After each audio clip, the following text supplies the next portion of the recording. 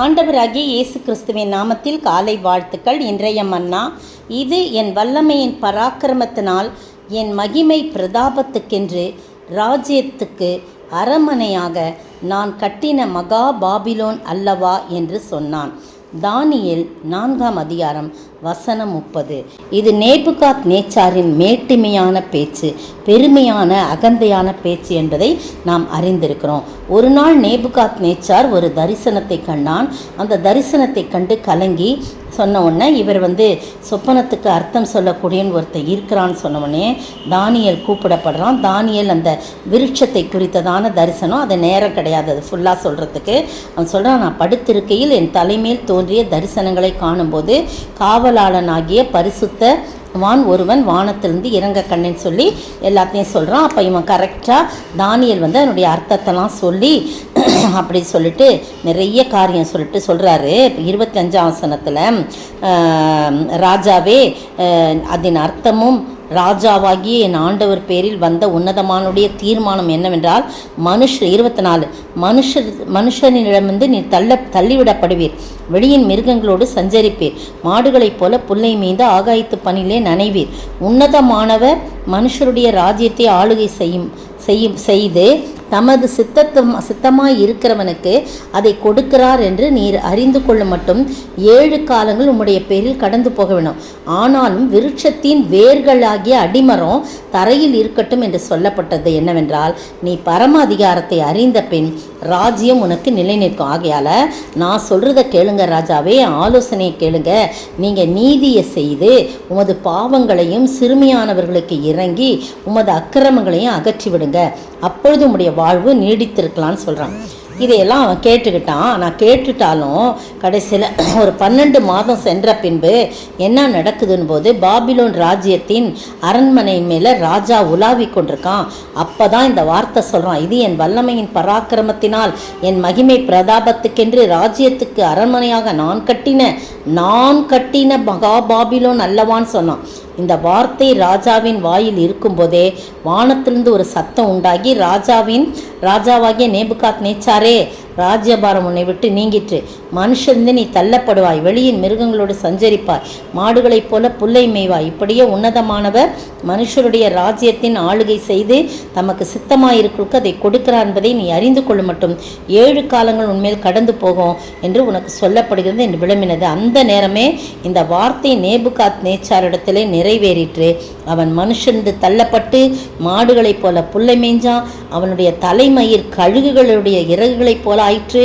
அவனுடைய நகங்கள் பட்சிகளுடைய நகங்களைப் போல வளரும் மட்டும் அவன் சரீரம் ஆகாயத்து பனியிலே நனைந்தது என்று சொல்லி நம்ம பார்க்கிறோம். பார்த்தீங்களா, அந்த நாட்கள் சென்ற பின்பு அதுக்கு பிறகு என்ன காரியம்ன்றலாம் நமக்கு தெரியும். இந்த அவ்வேளையில் என் புத்தி எனக்கு திரும்பி வந்தது.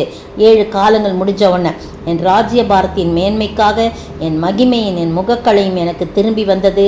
என் மந்திரிமாரும் என் பிரபுக்களும் என்னை தேடி வந்தார்கள். என் ராஜ்யத்திலே நான் ஸ்திரப்படுத்தப்பட்டேன். அதன் மகத்துவம் எனக்கு கிடைத்தது. ஆகையால் நேபுகாத் நேச்சாராகிய நான் பரலோகத்தின் ராஜாவை புகழ்ந்து உயர்த்தி மகிமைப்படுத்துகிறேன். அவருடைய கிரியையெல்லாம் சத்தியம், அவருடைய வழிகள் நியாயமானவர்கள், அகந்தையாய் நடக்கிறவர்களை தாழ்த்த அவராலே ஆகும் என்று எழுதினான் என்று சொல்லப்படுது. பார்த்தீங்களா, அவன் இந்த மாதிரி சொப்பனம் கண்டு முன்னாலே எச்சரிக்கப்படுறான். அப்போ தானியேல் சொல்கிறார், இல்லை, ஒரு காரியம் நான் சொல்கிற ஆலோசனைப்படி கேட்டு நீங்கள் உங்கள் பாவங்கள் அக்கிரமங்கள் எல்லாத்தையும் எடுத்து போட்டு அகற்றி விட்டு சிறுமையானவர்களுக்கு இறங்கி நீங்கள் அப்படி இருந்தீங்கன்னா உங்களுடைய வாழ்வு நீடித்திருக்கலாம், இந்த சொப்பனம் கூட இல்லாமல் போகலாம் அப்படின்னு சொல்லி அட்வைஸ் பண்ணுறான். நிறையா காரியம் பாருங்கள். இப்போ எசேக்கியா ராஜாவை நீ மரித்து போயிடுவா, உங்கள் வீட்டு காரியங்களை ஒழுங்குபடுத்தணும்னா அவன் உடனே ஆண்டவர்கிட்ட ஜெபிச்ச போது தன்னுடைய சித்தத்தையும் அவர் மாற்றி அமைக்கிற தேவன் இல்லையா. நிறைய காரியம் அப்படி மாற்றியிருக்காரு. அப்போ அதே மாதிரி இந்த யோனா போய் நினிவே பட்டணத்தை அழிப்பேன்னு சொல்கிறாரு. ஆனால் அந்த ஜனங்கள் அழுது புலம்பி தன்னுடைய பொல்லாத வழிகளை விட்டு திரும்பிய போது ஆண்டவர் அதை அழிக்காமல் விட்டார். அதுபோல் மனம் மாறலாம். அதனால தான் இவன் தானியேல் அட்வைஸ் பண்ணுறான்.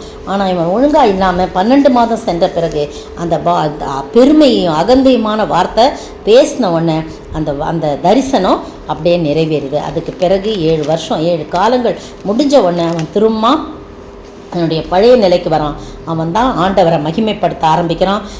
இனிமேல் நான் எனக்குன்னு எந்த பெருமையும் கிடையாதுன்னு சொல்லிட்டு பரலோகத்தின் ராஜாவை புகழ்ந்து உயர்த்தி மகிமைப்படுத்துகிறேன். அவருடைய கிரியையெல்லாம் சத்தியமும் அவருடைய வழிகளெல்லாம் நியாயமானவர்கள், அகந்தையாய் நடக்கிறவர்களை தாழ்த்த அவராலே ஆகும் என்று எழுதி நான் போடப்பட்டது.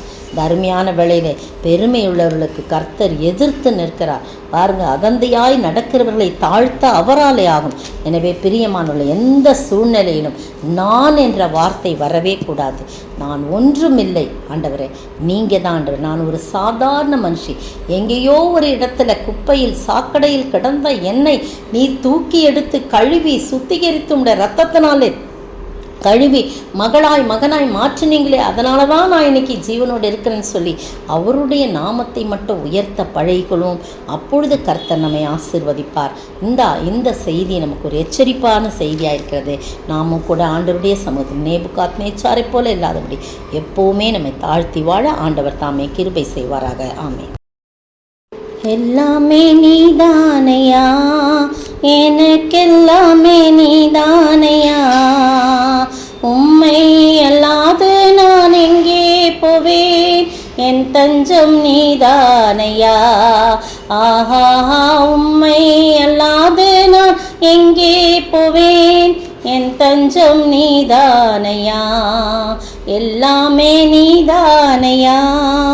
சோத்திரிக்கிற ஆண்டவரே, துதிக்கிற ராஜா, எல்லாமே நீங்கள் தான் ஐயா.